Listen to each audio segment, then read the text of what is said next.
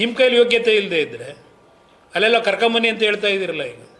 ಇಲ್ಲ ಇನ್ನೊಂದಂತೆ, B J P ಕಾರ್ಯಕರ್ತರನ್ನೇ 100-150 ಜನ ತಯಾರು ಮಾಡ್ಕೋಬೇಕಂತೆ.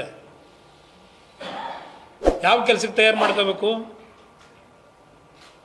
B J P ಕಾರ್ಯಕರ್ತರನ್ನ?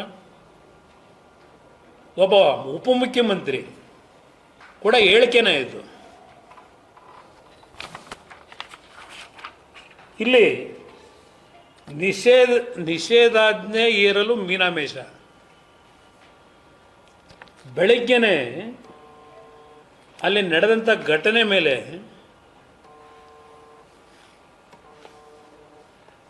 ಕೆಲವು ಪೊಲೀಸ್ ಅಧಿಕಾರಿಗಳು ಬ್ರೂಸ್ಪೇಟೆ ಪೊಲೀಸ್ನವರು ತಹಶೀಲ್ದಾರ್ಗೆ ಗಮನಕ್ಕೆ ತರ್ತಾರೆ 144 ಸೆಕ್ಷನ್ ಹಾಕಿ ಅಂತ ಹೇಳಿ. 144 ಸೆಕ್ಷನ್ ಆದೇಶನೂ ಮಾಡ್ತಾನೆ ತಹಶೀಲ್ದಾರು. ಆದರೂ 144 ಸೆಕ್ಷನ್ ಹಾಕಲ್ಲ. ಇಲ್ಲ ಅವನು ಯಾರೋ ಎಸ್ ಪಿನ ಸಸ್ಪೆಂಡ್ ಮಾಡೋರಲ್ಲ.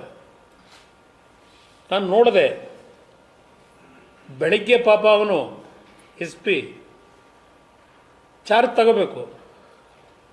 ಎಲ್ಲ ದುಗ್ಗಮ್ಮನ ದೇವಸ್ಥಾನವೂ ಯಾವುದೋ ಇದೆಯಂತಲ್ಲ ಅಲ್ಲಿ. ದುಗ್ಗಮ್ಮನ ದೇವಸ್ಥಾನಕ್ಕೆ ಹೋಗಿ ಬೆಳಗ್ಗೆ ಪೂಜೆ ಮಾಡಿ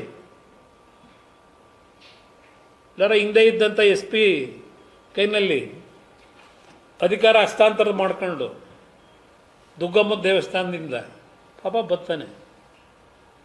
ಇಲ್ಲಿ ಇವನ ಇನ್ಎಫಿಷಿಯನ್ಸಿ, ಇವನ್ ಫೇಲ್ಯೂರ್ ಅಂತ ಹೇಳಿ ಸಸ್ಪೆಂಡ್ ಮಾಡಿದಿರಲ್ಲ.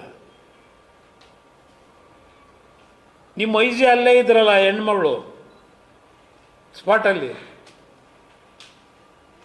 ನಿಮ್ಮ ಅಡಿಷನಲ್ ಎಸ್ ಪಿ ಇದ್ನಲ್ಲ, ನಿಮ್ಮ DYSP ಇದ್ನಲ್ಲ, ಇಲ್ಲೇ ಅದು ಎಂಥದೋ 11 ಸ್ಟ್ಯಾಂಪೇಡ್ ಆಯ್ತಲ್ಲ KCA ಸ್ಟೇಡಿಯಂನಲ್ಲಿ.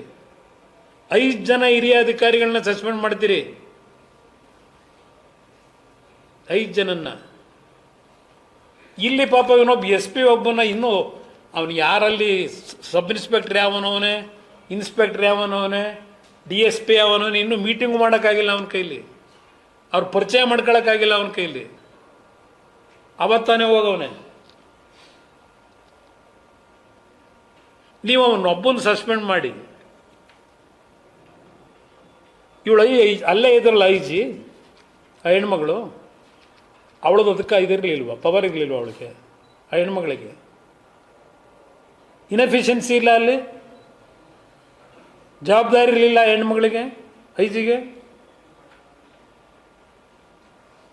ಅಡಿಷನಲ್ ಎಸ್ ಪಿಗೆ ಜವಾಬ್ದಾರಿ ಇರಲಿಲ್ಲ. ಅವರೆಲ್ಲ ಆಗಲೇ ಇಂಥ ಕೆಲಸ ಮಾಡಿರೋರು, ಬಳ್ಳಾರಿ ಬ್ಯಾಕ್ಗ್ರೌಂಡ್ ಗೊತ್ತು ಅವ್ರಿಗೆ.